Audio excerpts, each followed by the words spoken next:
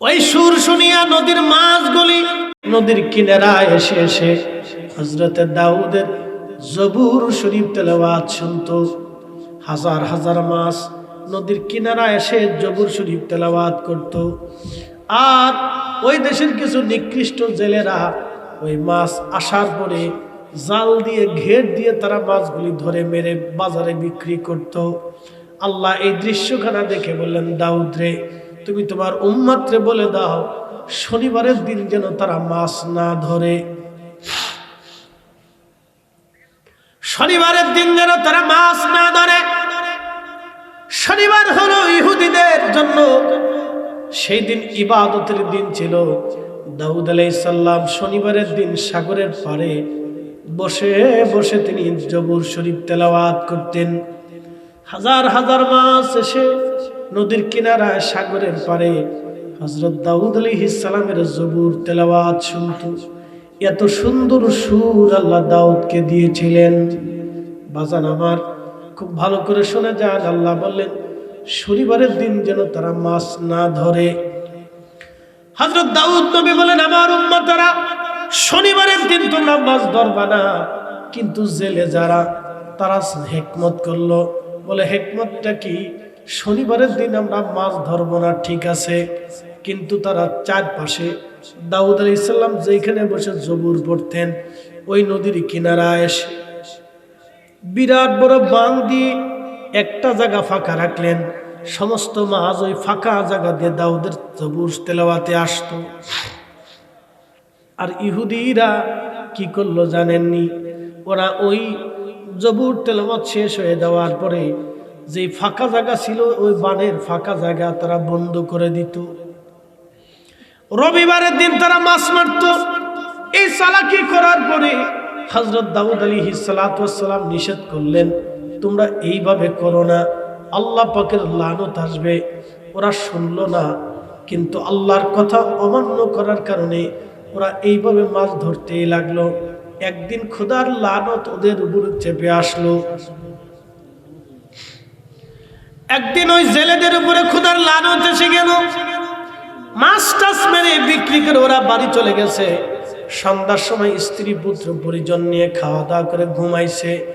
ওরা জানে না আগামী মুহূর্তে ওদের জন্য কি আসতেছে। ওমা তাদরি নাফসুম মাযা তাকসিবু গাদা।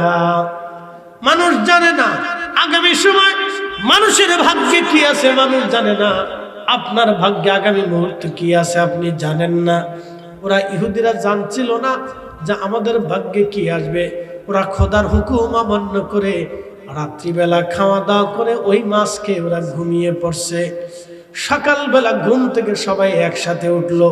উঠার পরে দেখে সব জেলের পরিবার পরিজন, স্ত্রী সন্তানরা সবাই একসাথে বানর হয়ে গেছে। বানর একসাথে জোরে বলবেন কি আল্লাহু আকবার।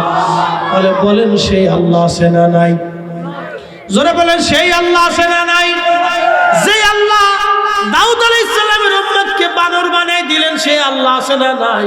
তারপরেও এই জাতি এত অন্যায় করার পর আল্লাহ বানর বানায় না, আল্লাহ কুকুর বানায় না, আল্লাহ পাথর নিক্ষেপ করে না, আল্লাহ ভূমিকম্প দেয় না, আল্লাহ একবারে কি বলে মহাপ্লাবন দেয় না, আল্লাহ আগুন নিক্ষেপ করে না, আমার আল্লাহ মহামারী দিয়ে একবারে ধ্বংস করে দেয় না।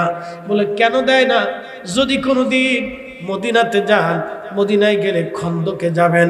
খন্দকের যে পাহাড়ে নবীজি বসে যুদ্ধের পরিচালনা করেছিলেন, ওই খন্দকের পাহাড়ের পিছনে আরেকটা পাহাড় আছে। এই পাহাড়ের নাম জাবাল আবু সিলা। যদি কোনোদিন যান জাবাল আবু সিলা, হযরত জাবের রাদিয়াল্লাহু তাআলা আনহুর বাড়ির পিছনের সাইডে জাবাল আবু সিলার ভিতরে ছোট্ট একটা গুহা আছে। এই গুহার ভিতরে নবীজি 3 দিন 3 রাত পর্যন্ত সেজদার মধ্যে পড়ে পড়ে নবী কেঁদেছিলেন, ইয়া রব হাবলি উম্মতি, ইয়া রব হাবলি উম্মতি। আল্লাহ আমার উম্মতের কি গতি হবে গো আল্লাহ, আমার উম্মতের উপায় কি? আল্লাহ আমার উম্মতের উপায় কি? এইভাবে জাবের আল্লাহ নবীজি 3 দিন পর্যন্ত কাঁদতেছিলেন।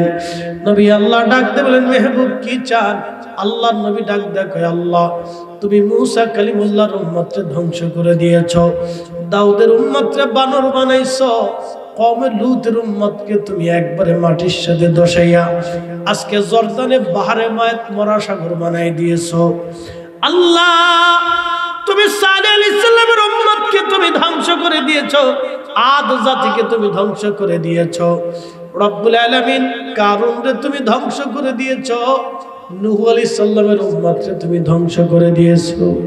আল্লাহ বহু নবীর উম্মতকে তুমি একসাথে ধ্বংস করে দিয়েছো। আল্লাহ রব্বুল আলামিন আমার উম্মত তো গুনাহ করে ফেলে, আল্লাহ তুমি আমার উম্মতকে ধ্বংস করবে না, আমার কাছে ওয়াদা করো। আল্লাহ ডাক দেখে মেহবুব আমি আল্লাহ ওয়াদা করলাম আপনার উম্মতকে একযোগে ধ্বংস করব না। এই জন্য এই উম্মত এত গুনাহ করার পরেও আল্লাহ ধ্বংস করে না। কিন্তু আল্লাহ রসুল বলে গেলেন উম্মতরে 14টা কারণে তোমাদের উপরে ক্ষুধার গজব আসবে। তার ভিতরে প্রথম নাম্বার কারণ হলো যখন রাষ্ট্রের কর্মচারী কর্মকর্তারা, রাষ্ট্রের দায়িত্বপ্রাপ্ত ব্যক্তিরা রাষ্ট্রের সম্পদ যারা নিজেদের সম্পদ মনে করে ভাগ বাটোয়ারা করে চুরি করে খাবে, আল্লাহর নবী বললেন তখন তোমরা আল্লাহর আকাশ থেকে পাথর আসতে পারে, ভূমিকম্প হতে পারে, অথবা টর্নেডো মহামারী আসতে পারে, অথবা আমার আল্লাহ রাব্বুল আলামিন মহা সাইক্লোন তোমাদেরকে ধেয়ে দিতে পারে। তসবির দ্বারা ছিঁড়ে গেলে একের পর এক যেইভাবে দানাগুলি টপ টপ টপ টপ করে ছিঁড়ে পড়ে যায়, তোমাদের উপর আল্লাহ গজব ওইভাবে ফেলাইতে পারে। তার ভিতরে একটা গজবের নাম ডায়াবেটিস, আর একটা গজবের নাম হার্ট, আর একটা গজবের নাম আপনার ক্যান্সার। এইভাবে দেখবেন মানব শরীরের ভিতরে হাজার হাজার রোগ দানা বেঁধে আছে। বাংলাদেশের 3.5 কোটি মানুষ কিডনি রোগের সাথে আক্রান্ত, বাংলাদেশের কোটি কোটি মানুষ ডায়াবেটিস সাথে আক্রান্ত। বাংলাদেশে যদি খুঁজে দেখেন তাহলে দেখবেন বাংলাদেশের 18 কোটি মানুষের ভিতরে প্রায় 10 কোটি মানুষ ডায়াবেটিস সাথে সম্পৃক্ত, 3.5 কোটি মানুষ কিডনি রোগের সাথে আক্রান্ত, প্রেশারের সাথে আক্রান্ত, হার্ট স্ট্রোকে আক্রান্ত। বাংলাদেশে 100 মানুষ যদি মারা যায় তাহলে 50% মানুষ হার্ট স্ট্রোক করে মারা যায়, ব্রেন স্ট্রোক করে মারা যায়, ক্যান্সারে মারা যায়, ডায়াবেটিসে মারা যায়, হাই প্রেশারে মারা যায়, বিভিন্ন রোগে এইভাবে মারা যাচ্ছে। বলে হুজুর এইগুলি কি? এইগুলি ক্ষুধার গজব, এইগুলি গজব, এইগুলি গজব, আল্লাহর পক্ষ থেকে গজব। বলে কেন গজব? এরা এই জাতির মানুষেরা রাষ্ট্রের সম্পদ চুরি করে খায়। বলে হুজুর এটা আবার কেমনে বললেন?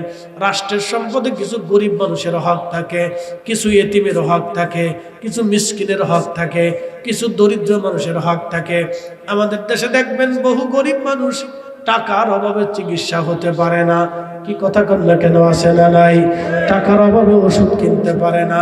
কিছু এতিম আছে দেখবেন ঘুরে ঘুরে বেড়ায়, পথ শিশু হয়ে গেছে, রাস্তায় তারা ঘুরে বেড়ায়, হোটেলে মোটেলে কাজ করে, বিভিন্ন ওই যে আপনার কি বলে, আপনি দেখবেন ট্রেন জংশন, বাস জংশন, এরপরে আপনার কি বলে লঞ্চ জংশন, বিভিন্ন জংশনগুলিতে ওরা থাকে, কাজ করে, বিভিন্ন জায়গায় ওরা ঘুরে ঘুরে বেড়ায়। জায়গা নাই।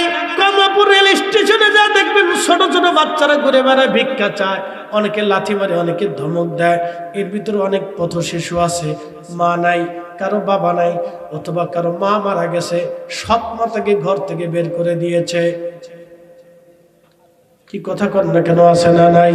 সৎ মা তারে ঘর থেকে বের করে দিয়েছে, অথবা বাবা জন্ম দিয়ে মায়ের হাতে রেখে পালিয়ে চলে গেছে, মা এখন অসুস্থ, ভিক্ষা করে মারে নিয়ে খাওয়ায়। কয়দিন আগে বরিশালের একটা ছেলেকে একজন লোক থাপ্পড় মারলো, ছেলেটা চিৎকার মেরে মেরে কাঁদতেছিল, আমার মা আমার কাছে একটা মুরগি খেতে চেয়েছে, বাবা মারা গেছে, মা বেঁচে আছে, মা অসুস্থ, মা মুরগি খেতে চাইছে, এই জন্য আমি ভিক্ষা করে করে মারে খাওয়াই।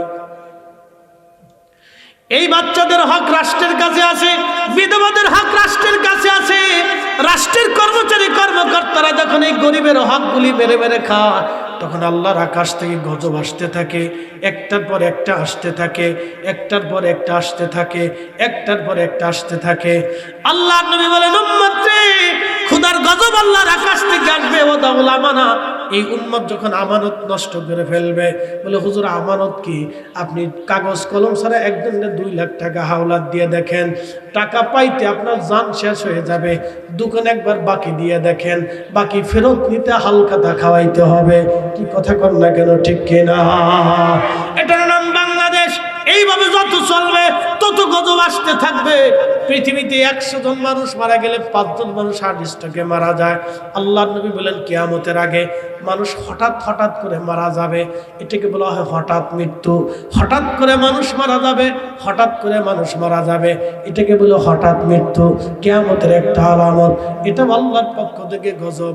আগের মানুষ হার্ট স্ট্রোকে মারা যাইতো না, ব্রেন স্ট্রোকে মারা যাইতো না, ক্যান্সারে মারা যাইতো না, ডায়াবেটিসে মারা যাইতো না।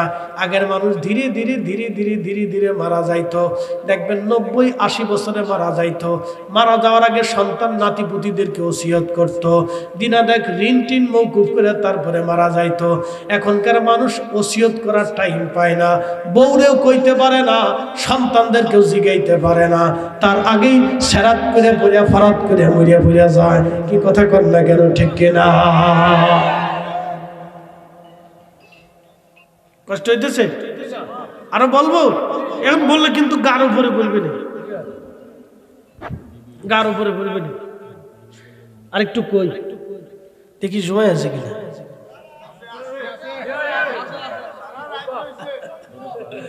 কদ্দুর আবার কালেকশন আছে, কিন্তু আর জ্বালা। কালেকশন হইলে আমার ওয়াজ হয় না, বুঝছেন? কিছু করার নেই তো, মাদ্রাসার লাগে তো আমরা ভিক্ষা চাইতেই হবে, কিছু করার নেই। ওই মমতাজ বেডি ভারতে ইমাম সাহেবদেরকে বেতন দেয়। হাসতেছেন, কত সত্য। কলকাতা যায় দেখেন মমতাজে, মমতা বেগম নাকি মুখ্যমন্ত্রী নাকি মমতা ব্যানার্জি, সে প্রত্যেক ইমামদেরকে বেতন দেয়। মুখ্যমন্ত্রী কলকাতার প্রত্যেক ইমামরা বেতন পায়, মুয়াজ্জিনরা বেতন পায়। বাংলাদেশে ইমাম সাহেবের বেতন সরকার দেয় না। সরকারের টাকা কি ক্ষয় পড়ে গেছে? কুত্তা বিলিতি কত টাকা খাই বলতেছে। কথা বলে ওই ক্রিকেট খেলার পিছনে সরকার শত শত কোটি টাকা নষ্ট করে। কি কথা কন জোরে বলেন। কাজ পর্যন্ত একটা কাপ পাইছে তো ছাতা দিয়ে কি হবে? আমার কোন ছাতা দিয়ে কি হবে? হ্যাঁ, এদেশের ইমামরা, লক্ষ লক্ষ ইমামরা এদেশের সমাজ নির্মাণে মানুষে বুঝাই বুঝাইয়া নেশাখোররে ভালো বানাইছে, চোরেরে ভালো বানাইছে, ডাকাতরে ভালো বানাইছে। সমাজ যাতে ভালো চলে সেই জন্য ইমামরা বসে বসে মসজিদে নসিহত করে। রাষ্ট্র ইমামদেরকে চোখে দেখে না, রাষ্ট্র শয়তান বজ্জা থেকে আজরে ফাজরে টাকা নষ্ট করতে যায়। কি কথা বলে? এই কথা বললে কোন যে হুজুর রাজনীতি করে। রাজনীতির তো দরকার, আমরা অসুবিধা কি?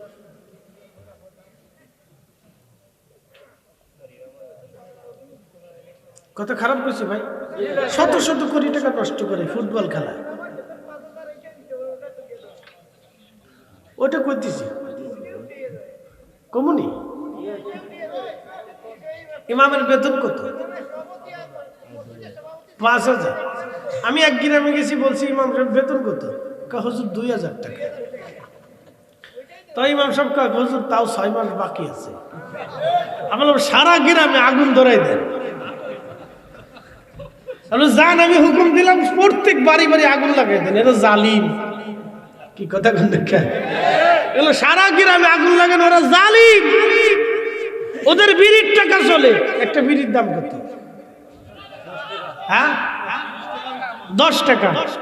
তো 10টা বিড়ির দাম কত? 100 টাকা। তো একজনে এই প্রত্যেক দিন 100 টাকার বিড়ি খায়, কিন্তু সারা মাসে 500 টাকা ইমাম সাহেবের বেতন দেয় না। কি কথা ঠিক আছে না? ওর একজনের কাছ থেকে 500 টাকা নেন না। তো এইভাবে 10 জনে দিলে তো 2500 টাকা হয়ে যায়, 5,000 টাকা হয়ে যায়। কি কথা ঠিক আছে না ভাই? তো ইমামের বেতন দেওয়া তো কঠিন কোনো কাজ না। তো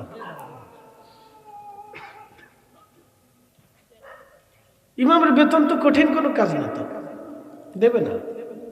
বিড়ির পিছনে টাকা খরচ করবে, কিন্তু মসজিদের ইমাম সাহেব বেতন দেয় না। আবার মসজিদের সামনে বসে কাঁদে, আমার বেশটা দিয়ে আল্লাহ। শয়তানে হাসে, কাউরে সিটার রে, তুই বিড়িতে টাকা খরচা করিস, মসজিদে দিস না, আমার বেশটা চাইতেছিস।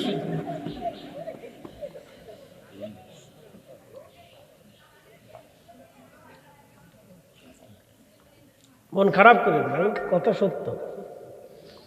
শয়তান আমরাও দেখলে হাসি দেখছো দিয়ে তা এতে বেশ তো চাই।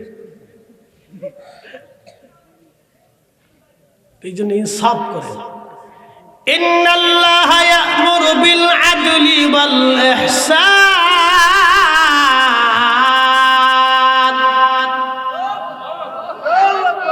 নিশ্চয় আমি রব্বুল আলামিন তোমাদেরকে হুকুম করলাম তোমরা ইহসান করো, তোমরা ন্যায় কাজ করো।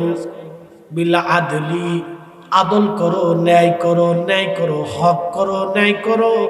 ওয়াল ইহসান, তোমরা দয়া করো, দয়ার বিনিময়ে দয়া, ক্ষমার বিনিময়ে ক্ষমা, দানের বিনিময়ে দান। আপনি যদি 1 টাকা দান করেন আল্লাহ 700 গুণ বাড়ায় দিবে। অ্যাক্সিডেন্ট থেকে বাঁচাবে, রোগ থেকে বাঁচাবে। আপনার ছেলে অ্যাক্সিডেন্ট করে মারা যাবে, সেখান থেকে হায়াত বাড়াবে। আপনার বাড়ি আগুনে পুড়ে যাবে, সেখান থেকে আল্লাহ বাঁচাবে। অ্যাক্সিডেন্টে পা ভেঙে যাবে, আল্লাহ আপনাকে বাঁচিয়ে দেবে। দান করলে দানের বিনিময়ে দয়া, দান করলে দানের বিনিময়ে দয়া। আপনি গরিব মানুষের ঘরে খাবার নাই, খাবার দিয়ে আসলেন, আল্লাহ আপনার ঘরে 70 গুণ রিজিক বাড়ায় পাঠাবে। ও বন্ধু, একজনকে আপনি মাফ করে দিয়েছেন, কিয়ামতের ময়দানে আল্লাহ আপনাকে মাফ করে দিবে। মেহশরের মাঠে আল্লাহ আপনাকে মাফ করবে। আল্লাহ রাসূল বললেন, যে মানুষকে দয়া করে আল্লাহ তাকে দয়া করে, যে মানুষকে দয়া করে না আল্লাহ তাকে দয়া করে না। প্রাচীনকালে বনী ইসরাইলের একজন পতিতা নারী কুকুরকে পানি পান করাইয়া জান্নাতে চলে গেল। সহিহ বুখারীতে আসছে, এক পতিতা নারী টাকার বিনিময়ে দেহ ব্যবসা করত। আহা, এই নারীটা বন্ধুরে, সে কুকুরকে পানি পান করে জান্নাতে চলে গেল, জান্নাতে চলে গেল।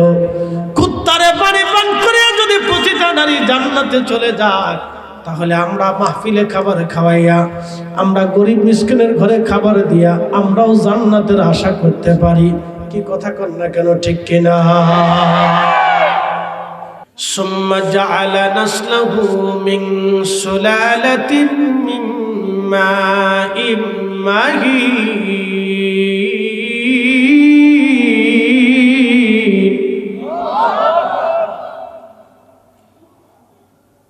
মানুষের শরীর থেকে নির্গত নির্যাস পানি, এই পানি থেকে আমি ফি করারিন মাকিন, সেফ জোনে, জরায়ুর ভিতরে আল্লাহ পাক নিরাপদ আধারে আমাদের এই বডি তৈরি করার আগে আল্লাহ নির্যাস পানিটুকুনকে আল্লাহ জমা করলেন। বলেন আল্লাহর সূত্রে না ডাক্তারের সূত্রে? আল্লাহর সূত্রে। এখানে কোনো ডাক্তারের হাত নাই, কোনো বিজ্ঞানীর হাত নাই, কোনো প্রেসিডেন্টের হাত নাই। কিন্তু দুঃখের বিষয় হলো সত্য, আপনারা আল্লাহকে বাদ দিয়ে ওই শয়তানের পিছনে দৌড়াচ্ছেন। বুঝাই আপনাদেরকে, এখানে পৃথিবীর কোনো মানুষের হাত নাই, এটা আল্লাহ সেফ জোনের ভিতরে। পৃথিবীর কত নারী কোনোদিনও মা হয় না। সেই দিন জামালপুরে, না দুঃখিত, জামালপুরে এক আলেম মাহফিল শেষ করলাম মাদ্রাসা, তো বলতেছে, ফরিদি সাহেব 20টা বছর আল্লাহ কোনো সন্তান আমাকে দেয়নি। আহা, কত আফসোস তার জীবনে। 20টা বছর আল্লাহ আমাকে কোনো সন্তান দেয়নি, দোয়া করেন আমার জন্য। 20টা বছর ধরে সে দিলের ভিতরে পাথর চাপা দিয়ে সন্তানের আশা আক্ষেপ করে রবের দরবারের দিকে তাকিয়ে আছে। আল্লাহ একটা সন্তান দেয়নি। আবার সন্তান আসার পরে কেউ অস্বীকার করে, কেউ আছে সন্তান রেখে পালিয়ে চলে যায়।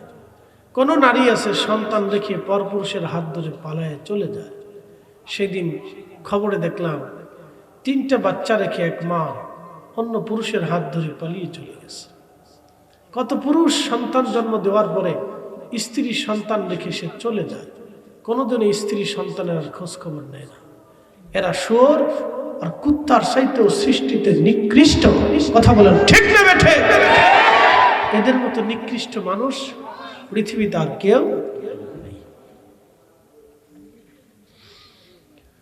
প্রিয় উপস্থিতি হাজিরিন, মনোযোগের সাথে কথাগুলি শুনবেন। আমার রব আমার আল্লাহ সেফ জোনে জরায়ুর ভিতরে আমাদের জন্য সৃষ্টির জন্য পানিটাকে জমা করলেন। কি ছিলাম, এই পানিটাকে জমা করে আল্লাহ পাক 40 দিন পর্যন্ত রিফাইন করলেন। 40 দিন পরে এই পানিটা রক্তপিণ্ড ধারণ করলো। আল্লাহ বলেন খালাকাল ইনসানা মিন আলাক, আমি মানুষ তৈরি করলাম রক্তপিণ্ড থেকে। এই আলাক থেকে আল্লাহ পাক মানুষ তৈরি করলেন। এরপরে এই রক্তপিণ্ডটাকে আল্লাহ পাক আরো 40 দিন পর্যন্ত রিফাইন করলেন। 40 দিন পরে এই রক্তপিণ্ডটা গোশত খণ্ডে রূপান্তরিত হলো। 4 রঙের মশলা দিয়া যে কইরাছে তোর গঠন, 4 রঙের মশলা দিয়া।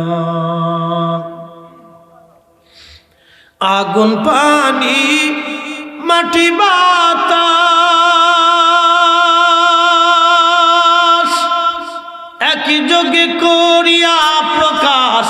আগুন পানি মাটি বাতাস একই যোগে করিয়া প্রকাশ। ওরে দেখিলি না তুই কইরা তালাশ, ওরে দেখিলি না তুই কইরা তালাশ। কোন জায়গা সে মহাজন 4 রঙের মশলা দিয়া, 4 রঙের মশলা দিয়া যে কইরাছে তোর গঠন, 4 রঙের মশলা দিয়া।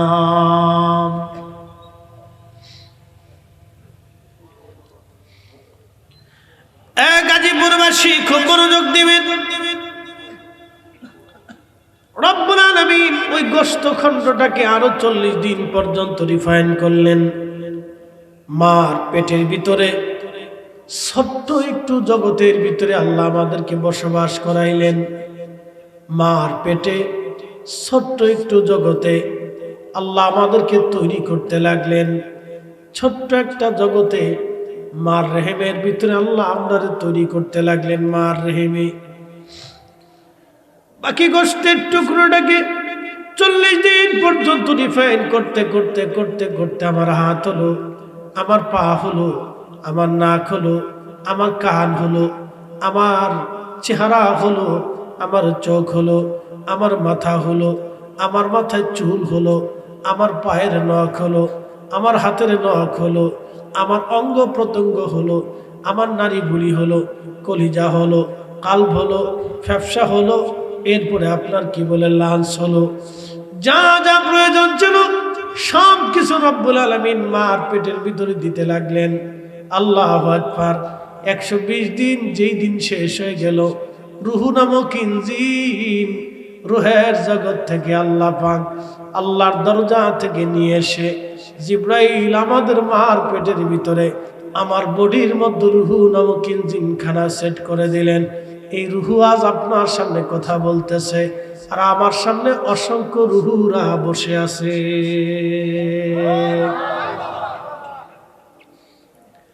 এই রুহু আজ কথা বলতেছে, আর অনেক রুহুরা আমার ওয়াজ শুনতেছে। মানুষের রুহু আল্লাহর কাছে চলে যায়, বডি কিন্তু আল্লাহর কাছে যায় না। আল্লাহ রুহু নিয়ে চলে যায়, আত্মা নিয়ে চলে যায়। বডি কিন্তু আল্লাহ নেয় না, আল্লাহ আত্মা নিয়ে চলে যায়। বডির জায়গা বডি থেকে যায়, আত্মা কিন্তু নিয়ে চলে যায়।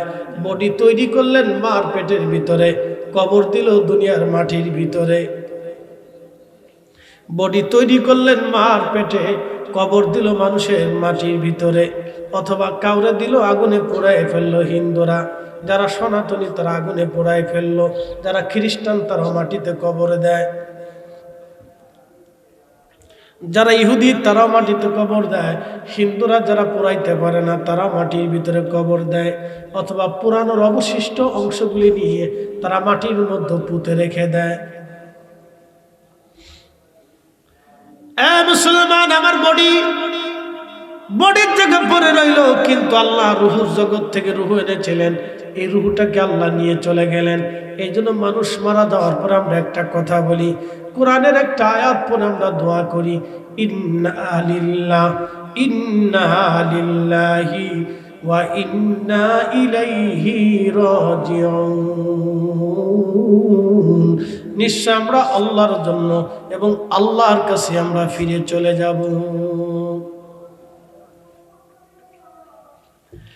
আমরা আল্লাহর জন্য আল্লাহর কাছে ফিরে চলে যাব, আল্লাহর জন্য আল্লাহর কাছে ফিরে চলে যাব। এর অর্থ হলো আল্লাহর কাছে ছিলাম, আবার আল্লাহর কাছে চলে যাব।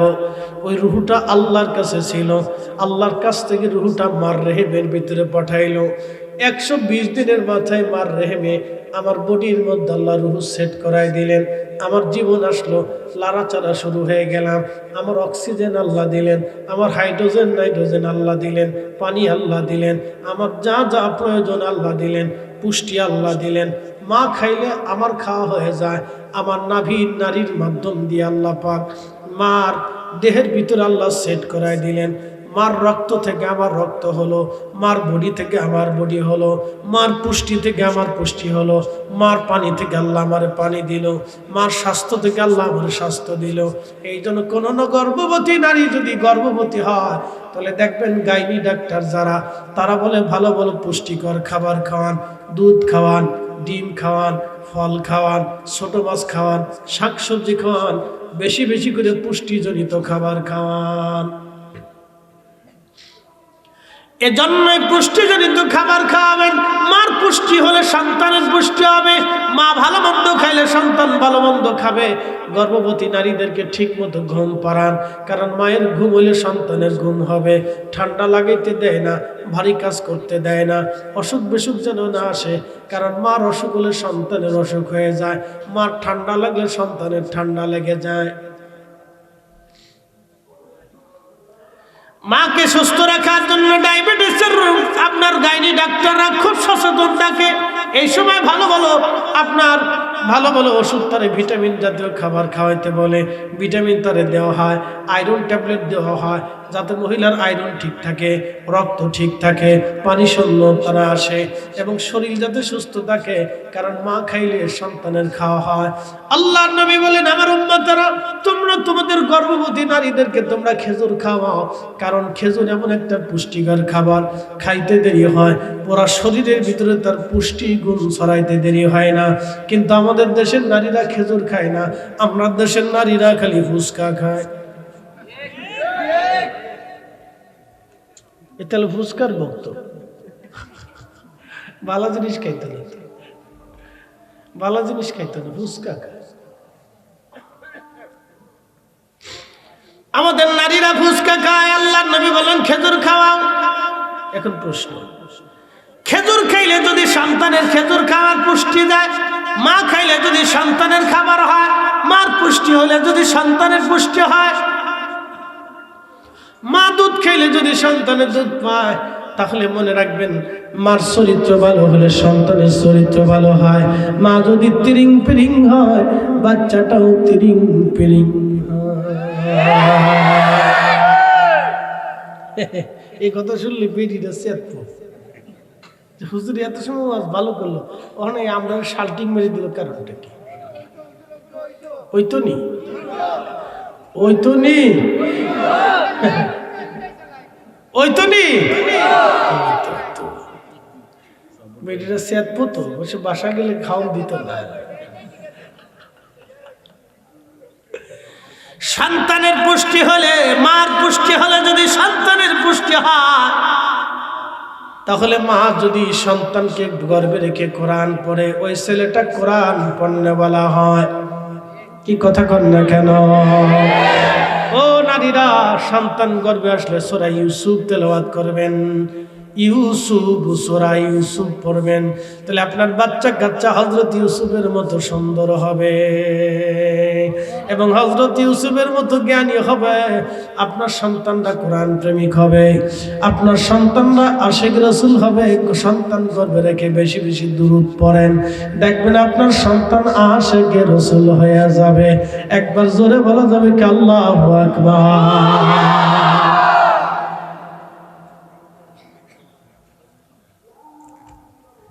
বেরিয়ে তো অজুই করে না, তৈব কি না, অজুই করে।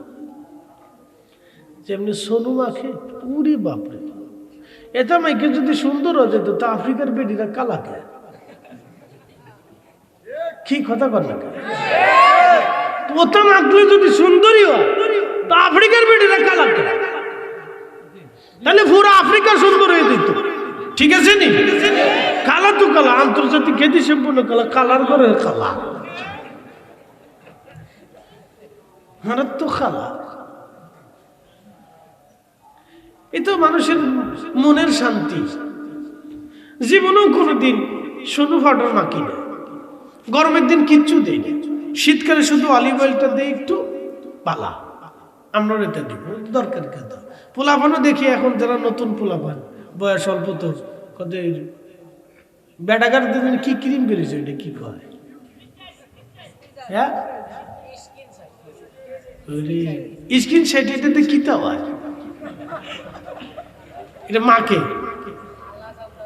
কালা চামড়া দল হয়নি, তা আফ্রিকা পাঠাই দিন, দেখ দল হয়নি। যদি আফ্রিকা দলা হয় তাহলে আমরা দল, ঠিক আছে নি? যদি আফ্রিকা ফাটানোর দরকার নেই, ওই আপনার ভারতের ওই যে তামিলনাড়ুতে পাঠাই দিই। তামিলনাড়ুর বেড়াগারা দেখলে আপনি কোন যেটা কোন দেশে আসলেন, এক একটা চেহারা দেখবেন বিকট, ভেঙ্গে চেঙ্গে, তামিলনাড়ুতে পাঠাই দিই। আফ্রিকার দরকার নেই, দেখ দল হয় কিনা, না হলে শ্রীলঙ্কা পাঠাই দেয়, ওদের কোনো ঢকপথ নেই। আর নাহলে মালদ্বীপ পাঠা, মালদ্বীপেরও কোনো ঢকপথ নেই, সাগরের বাতাস লাগে তো একই রকম।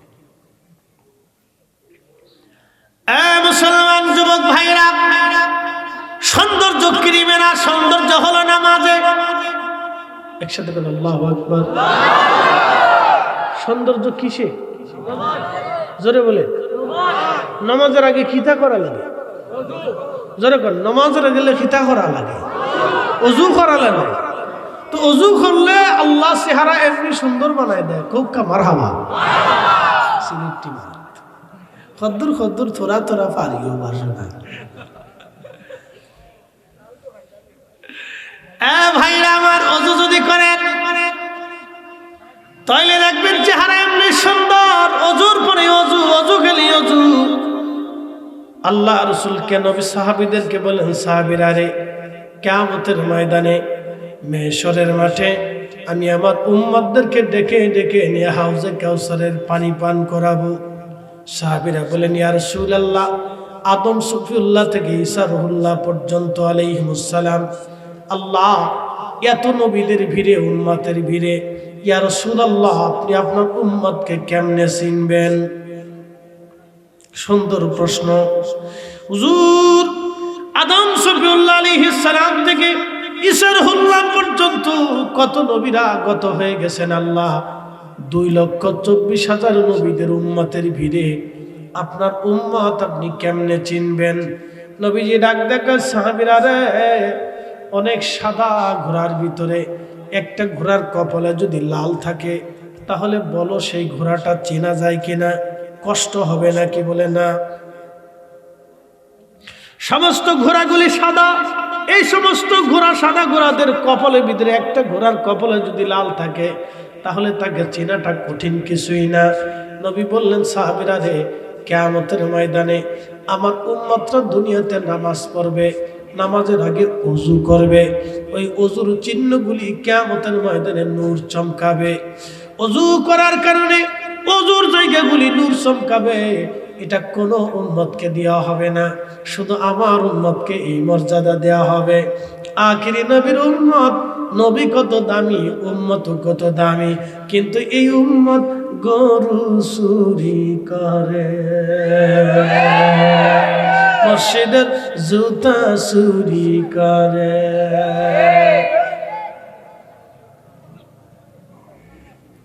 সারা বাংলাদেশে যত মাহফিল হয়, সারা পৃথিবীতে তত মাহফিল হয় না। শুনে যান, সারা বাংলাদেশে যত মাহফিল হয়, সারা পৃথিবীতে এত মাহফিল হয় না। সারা বাংলাদেশে যত মাহফিল হয়, বাংলাদেশের একটা থানায় যত মাহফিল হয়, সারা আরবেও তত মাহফিল হয় না। কি কথা কর না কেন? বাংলাদেশের একটা থানায় যত মাহফিল হয় সারা আরব দেশেও তত মাহফিল হয় না। তা আরবে যদি মাহফিল হতো তাহলে বাদ বাকি বিশ্ব হিসাব করে সারা বাংলাদেশে যত মাহফিল হয় সারা পৃথিবীতে এত মাহফিল হয় না। সারা বাংলাদেশে যত গরু চোর আছে সারা পৃথিবীতেও এত গরু চোর নাই। এই জাতি মাহফিলও সেরা, চোরও বসে বসে আসছে। হ্যাঁ, চোরে কোনে বসে বসে আসছে যে হুজুর কি তা কয়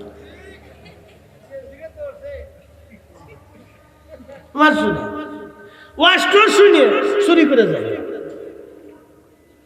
ওয়াজের সময় চুরি হয়।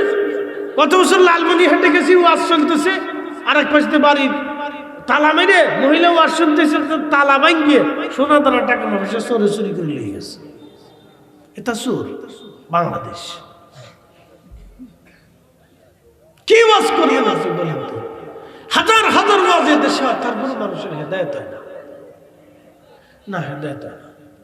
এরা ওয়াজ শুনে ও জাতি যদি দুটো বিড়ি টান দেয় ওয়াজ চলে গেছে, দুই বিড়ি টানে ওয়াজ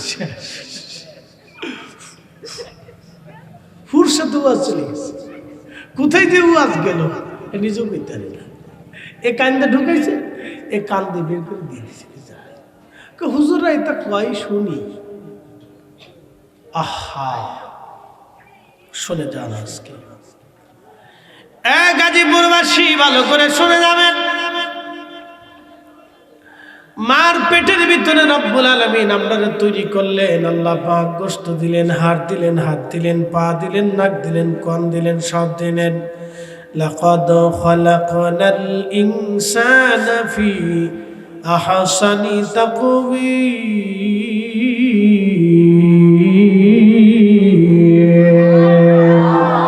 সুন্দর ফুল, সুন্দর ফল, মিঠা নদীর পানি, খোদা তোমার মেহেরবানি, খোদা তোমার মেহেরবানি।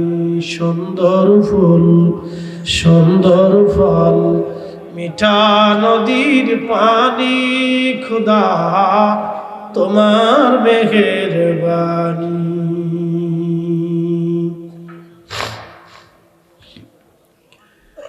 গাজীপুরবাসী আল্লাহ ডাক দেখে মানুষকে সুন্দর অবয়ব দিয়ে বানাইলাম। পৃথিবীতে আসার পরে আপনি সবাই সুন্দর ছিল। এখানে যারা দুনিয়াতে আসছিলেন ছোট্টকালে আপনার সৌন্দর্য দেখে দাদা চুমা দিয়েছে, দাদি চুমা দিয়েছে, খালা চুমা দিয়েছে, খালু চুমা দিয়েছে, চাচা চুমা দিয়েছে, দাদা চুমা দিয়েছে, ফুফি চুমা দিয়েছে, ওই আপনার গ্রামবাসীরা চুমা দিয়েছে, গ্রামের চাচি ধরে চুমা দিছে, চাচাই ধরে কোলের মধ্যে নিয়ে চুমা দিছে। আপনারা সবাই আদর করলো, আপনার জন্য সবাই সবার অন্তরে আল্লাহ দয়া সৃষ্টি করে দিলেন। আপনি আমার একটা ঘুষি দিবেন, 10 জন মেনে নেবে, কিন্তু একটা ছোট্ট বাচ্চারে ঘুষি দিলে, থাপ্পড় মারলে এই সমাজের কেউ মানবে না। কি কথা বলেন ঠিক কিনা?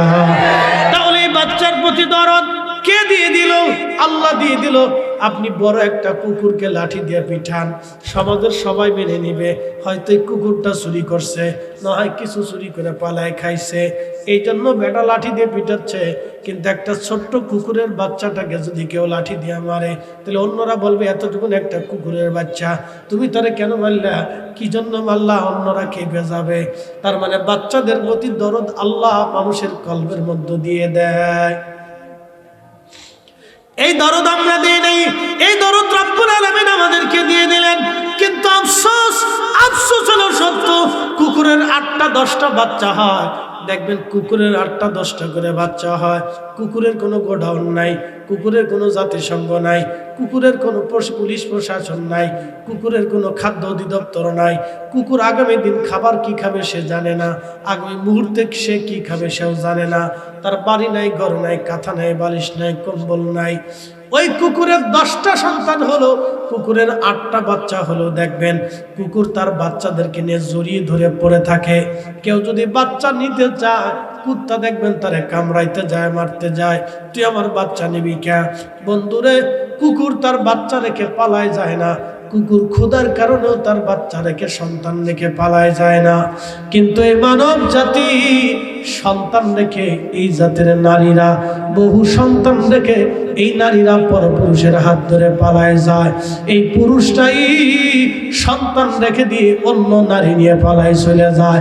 এরা শুয়োর আর কুত্তার চাইতেও নিকৃষ্ট। কথা বলেন ঠিক কিনা?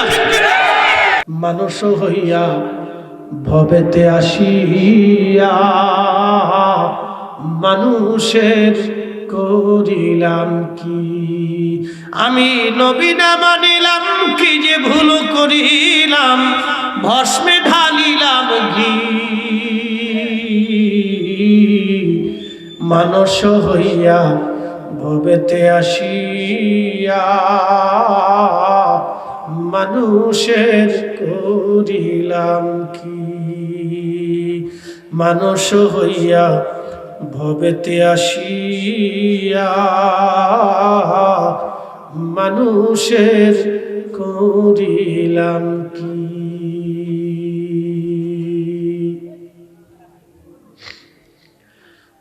গাজীপুরবাসী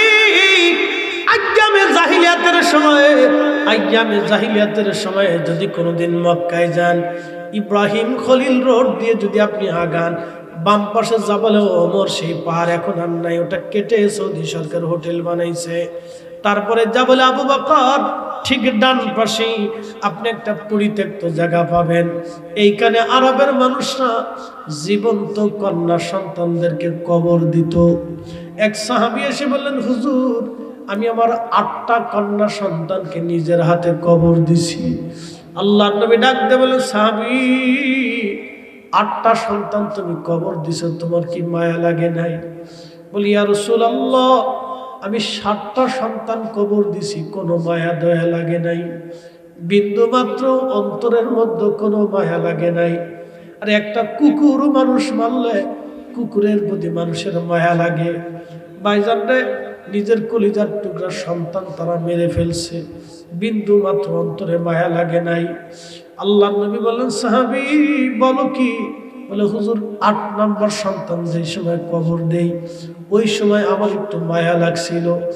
দাহিয়াতুল কলবি এসে বললেন, ইয়া রাসূলুল্লাহ, আমার জীবনের গুনাহ মাফ হবে নি। বলে, তুমি কি অপরাধ করছো বলো? বলে, হুজুর, আমার একটা সন্তান আমি নিজের জীবন্ত কবর দিছি। আমি বিয়ে করলাম, সন্তান সম্ভব হয়, স্ত্রীকে বললাম, বিবিরে ব্যবসার জন্য আমি বিদেশে চলে যাচ্ছি, বিবিরে আসতে আসতে বহুদিন সময় লাগবে, কয়েক বছরও হয়ে যেতে পারে। আমি তোমার গর্ভে যে সন্তান রেখে যাচ্ছি, এই সন্তান যদি ছেলে হয় তাহলে তুমি রেখে দিবা, আর যদি মেয়ে সন্তান হয়, বিবিরে আমার এই মেয়ে সন্তান থেকে জীবন্ত কবর দিবা। আমি এসে যেন কোনো মেয়ে সন্তান আমি না দেখি। আমি আমার স্ত্রীকে বলে চলে গেলাম, ইয়া রাসূলুল্লাহ, বহুদিন পরে ব্যবসা থেকে ফিরে আসলাম, আস্তে আস্তে অনেকগুলি বছর পার হয়ে গেল। বাড়ির ভিতরে আসলাম, দেখি আমার স্ত্রীর সাথে দৌড়াইয়া একটা ফুটফুটে সুন্দর মেয়ে দৌড়ায় দৌড়ায় আসে। স্ত্রী আমাকে বললে, আমি বললাম, বিবিরে, তোমার আমার সন্তানের খবর কি? বলতেছে, স্বামী আমার সন্তানটা কন্যা সন্তান হয়েছে, এই যে দেখেন আপনার সামনে চলে আসছে দৌড়াইয়া, বড় ফুটফুটে চটপটে, কিছু বাচ্চারা দেখবেন চটপটে এবং খুব ফুটফুটে, খুবই সুন্দর, এবং তাদের আচরণ সুন্দর, তারা খুব মিশুক হয়, এবং বাবাকে ছাড়া অনেক সন্তানরা দেখেন টিকতে পারে না, শুধু বাবা বাবা করে। হুজুর, আমার মেয়েটা আমার প্রতি আসক্ত হলো, মহব্বত নিয়ে আসলো। আমি ঘুমাইতে গেলে আমার সাথে ঘুমাবে, খাইতে গেলে আমার সাথে খাবে, চলতে গেলে আমার সাথে চলবে, আমি যেখানে যাই মেয়েটা আমার সাথে যাবে। ইয়া রাসূলুল্লাহ, মেয়েটা আমাকে অত্যধিক পরিমাণে ভালোবেসে ফেললো, কিন্তু আমি আমার স্ত্রীকে বললাম, বিবিরে, ছেলে হলে রাখতে বলেছিলাম, মেয়ে হইলে হত্যা করতে বলেছিলাম। বিবি কেঁদে দিয়ে বলল, স্বামীরে, আমি মা সন্তানকে কখনো হত্যা করতে পারে না। স্বামীরে, আমার আর কোনো সন্তান নাই, এই একটা সন্তান আমার হয়েছে। স্বামী, আমি আমার এই সন্তানটাকে কবর দিতে পারি নাই, তোমার কাছে আমি সন্তানটাকে ভিক্ষা চাইতেছি, আমার একটা সন্তান তুমি ভিক্ষা দাও, তুমি আমার এই সন্তানটাকে জানে মেরে ফেলবে না। দাহিয়াতুল কালবি বলেন, হুজুর কিন্তু আমি মনে মনে নিয়ত করে রাখলাম আমি আমার এই বাচ্চাটাকে কখনোই বাঁচতে দেব না। ইয়া রাসূলুল্লাহ, সন্তানটা তো আমাকে ভালোবেসে ফেলছে, কিন্তু আমি আমার এই সন্তানটাকে ভালোবাসতে পারি নাই। হুজুর আরো অনেক দিন পার হলো, কয়েকটা বছর পার হলে মেয়েটা আরো বড় হয়ে গেল। একদিন তার মাকে বললাম আমি আমার মেয়েকে নিয়ে ঘুরতে যাচ্ছি। আমার স্ত্রী আমাকে বিশ্বাস করে ফেলছে যে এতটা বছর পার হলো, তাহলে বুঝি অন্তরে মায়া লেগে গেছে। আমার স্ত্রী আমাকে বিশ্বাস করে আমার কোলে সন্তান দিয়ে দিল। নবীজি আমি কাঁধে করে নিয়ে চলে গেলাম তাকে মরুভূমির ভিতরে, একেবারে নির্জন মরুভূমির ভিতরে নিয়ে আমি মাটি খনন করতেছিলাম। আমার কলিজার টুকরা মেয়েটা আমার সাথে মাটি খনন করতেছিল। ইয়া রাসূলুল্লাহি, আমার শরীরে মাটিগুলি ছুটে ছুটে সে লাগতেছিল। মেয়েটা ছোট্ট হাত দিয়ে মাটিগুলি ফেলে ফেলে দিচ্ছিল আর বলতেছিল, আব্বু তুমি কেন মাটি খনন করতেছ? আমি সেই দিন বললাম, বেটি রে কিছু সময় পরে বুঝবা আমি কেন মাটি খনন করি। ইয়া রাসূলুল্লাহ, সে এখনো জানে না কিছু সময় পরে তার মৃত্যু চলে আসবে। আমি বাবা নিজ হাতে তার আজকে জীবন্ত কবর দেব। নবীজি সন্তানটা আমার সাথেই মাটি খনন করতেছিল, আমার দাড়ির ভিতরে চুলের মধ্যে মাটি এসে লাগতেছিল। মেয়েটা ঝেড়ে ঝেড়ে পরিষ্কার করে দিচ্ছিল আর বলতেছিল, আব্বু এত কষ্ট করে কেন মাটি খনন করো? আমি বললাম, মেয়েরে কিছু সময় পরে বুঝবা আমি কি করতে যাচ্ছি ইয়া রাসূলুল্লাহ। তখন আমার মেয়েটা জানে না আমি তাকে কিছু সময় পরে জীবন্ত হত্যা করে ফেলবো। হুজুর মাটি খনন হয়ে শেষ হয়ে গেল, একবারে মাথা পর্যন্ত মাটি খনন করে ফেললাম, গর্ত করে ফেললাম। ইয়া রাসূলুল্লাহ, আমার কলিজার টুকরা মেয়েটাকে সেই দিন নিজ হাতে ধাক্কা দিয়ে কবরের মধ্যে ফেলে দিলাম। নবীজি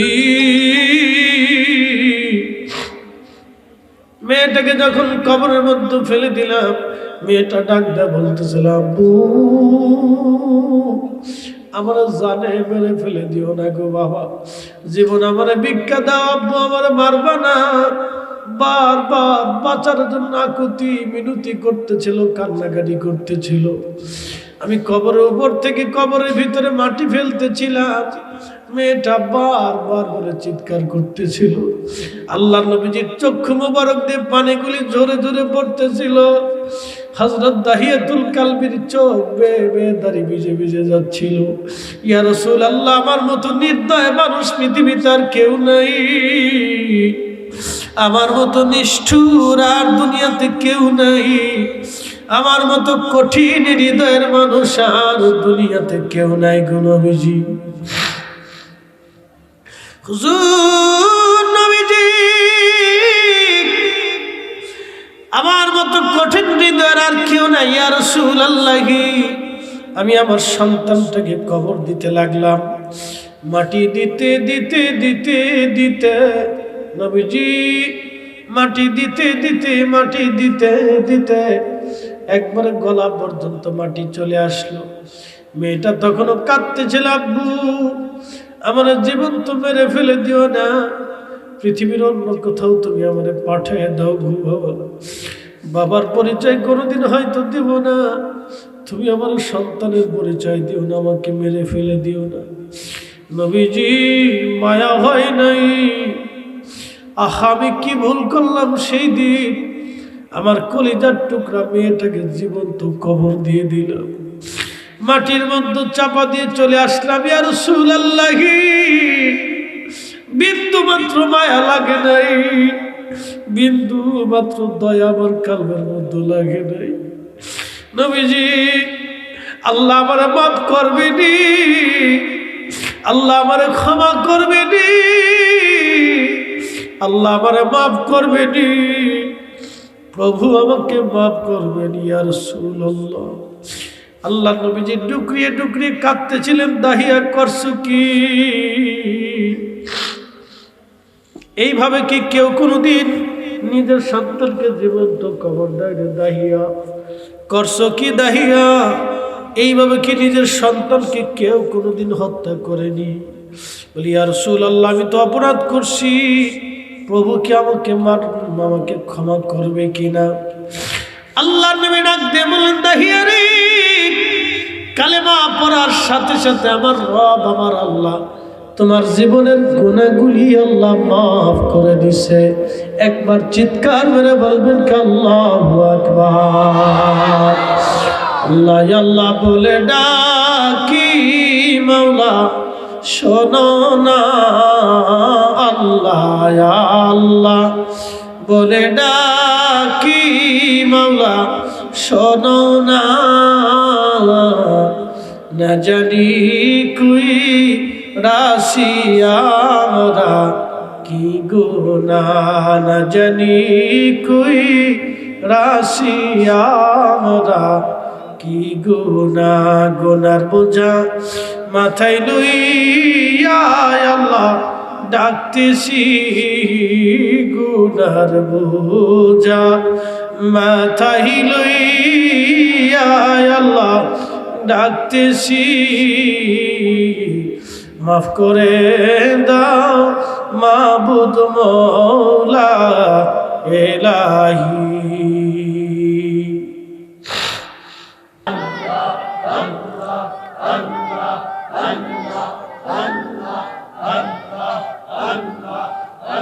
আমি কেন যে ভালোবাসিলাম রে আল্লাহ আল্লাহ, আগে তো না জানিয়া কে সইনা বুঝিয়া কেন যে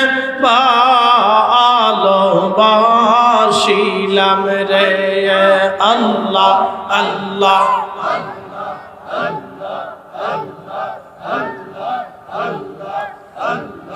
ভালোবেসে খুদায় আদম হাওয়া বানাইবে, হেশত বালা খানা সাজাইয়া রে, আমি কেনে যে ভালোবাসিলাম রে আল্লাহ আল্লাহ।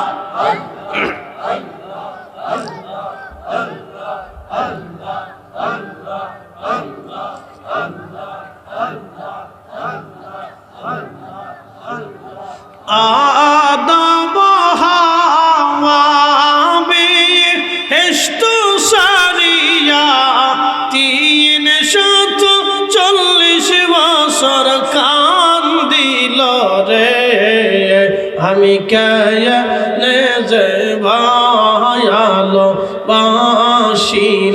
রে আল্লাহ আল্লাহ।